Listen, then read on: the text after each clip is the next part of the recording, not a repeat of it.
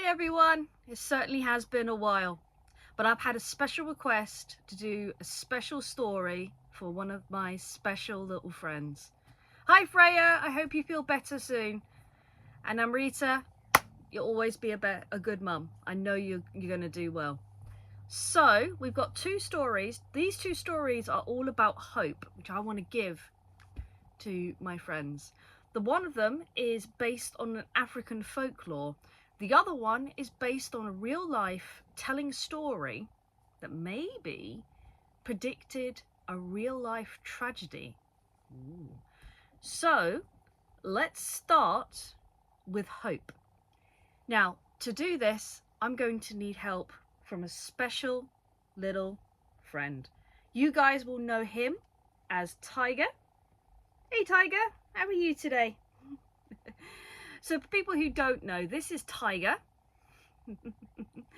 Tiger is a character from a project that I'm doing called Pink Patsy, based on a story by Wendy and Margaret. Check out their website. I'll put a link to their website on the chat, on the bio. But this is Tiger, and she's going to be helping me with one of the stories. Now this story, trigger warning, can be a bit sad, but I think you're going to like it. The story is the prediction of the Titan. Long time ago, back when ships sailed the seas a lot more than they do now, before planes existed, there was a job special for cats. That job was known as mousing. Mousing is when a cat would wander the decks and catch all of the mice that was causing problems for the crew. One day, one of these mouses was assigned on a fantastic and amazing ship. She'd been with the ship for quite a while.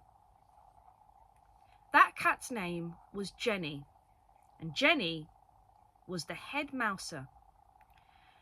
During the 2 test runs, she'd been absolutely fantastic. She had many years of experience as a mouser, and both ships' trials had been a huge success. But Jenny had a secret. During one of those trials, Jenny became the proud mother to 2 amazing kittens. She was so proud of them, she kept them hidden close to the boilers of the ship. The only one who knew about Jenny and her kittens was a young sailor named Jim. Now Jim was well aware of Jenny. He'd kind of adopted her. He would smuggle food and scraps for Jenny and her amazing little kittens. And they were happy for quite a while. But then something odd began to happen.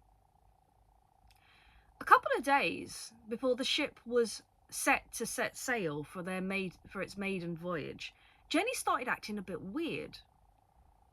She stopped mousing, or at least didn't perform as well as she usually did.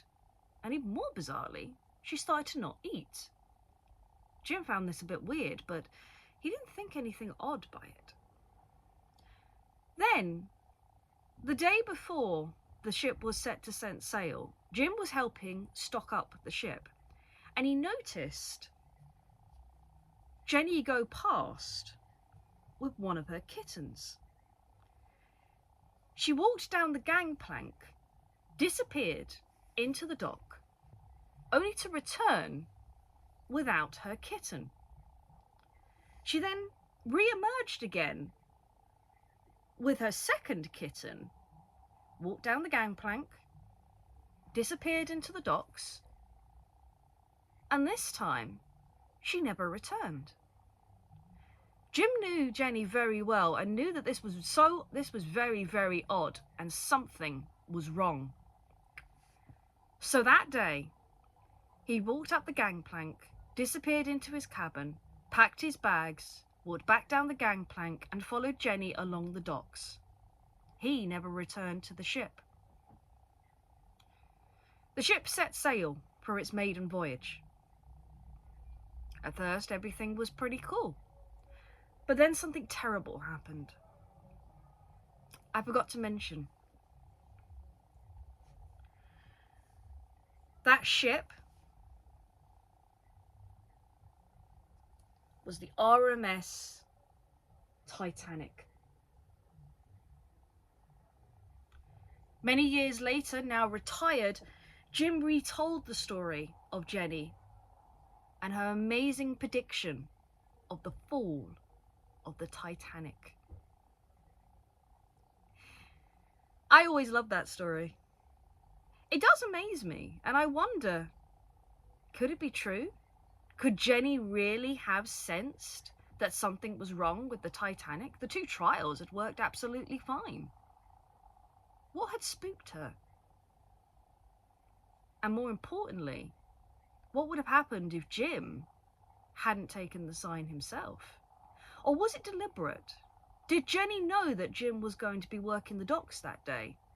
Did she deliberately make herself obvious walking down the gangplank so Jim could see, so she could save not only her 2 kittens, but her very best friend as well? What do you think? Comment down below on what you think while we tell our second story. This story is based on an African legend, a folklore to be honest. And it's called Anansi and the Flower of Knowledge.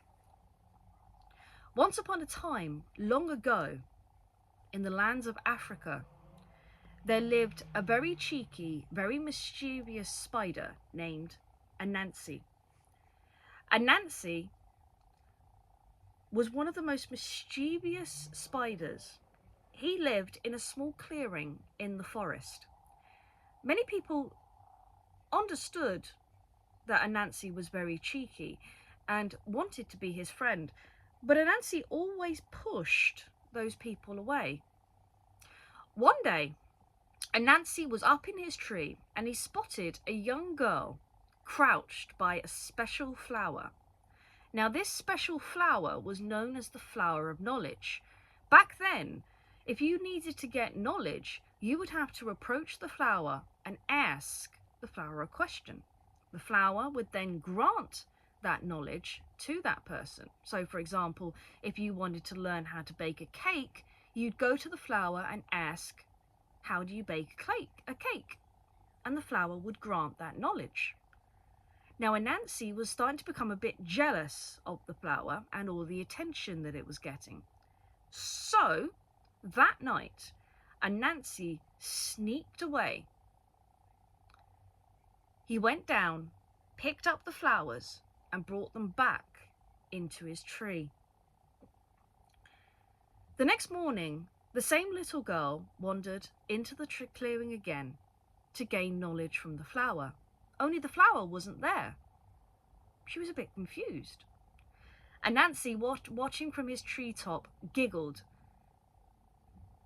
"If you want knowledge, you'll have to worship me instead, as I have the flower." The poor little girl didn't have anything to give Anansi. No money. And she certainly didn't have any trade that she could offer. But then the girl was clever, and she came up with a plan. "Dear Anansi," she said, "I have nothing to give you, so I can't worship you. But I will offer you this, the only thing that I have, and that is my friendship. Can I trade my friendship for a tiny bit of knowledge?" Anansi had never been offered friendship before. He'd never been offered kindness before. and he was very touched and moved. He was so touched that he gathered up all the knowledge from the flowers and threw them down towards the little girl. The knowledge spread throughout the world, passed from person to person for many generations to come. And that's why we all have knowledge today. As for the flower, who knows? Maybe it's still up in Anansi's tree. And as for Anansi, well, the little girl and Anansi played many games together, and they were the best of friends forever. Isn't that a wonderful story? I do love stories that have happy endings, and I do love stories that are based on myths and legends. What was your favourite story growing up? Well, I've got to get these ones to bed, and I've got to get the day sorted. But I hope you'll join me maybe on more stories as we explore. I'll see you next time. And get well soon.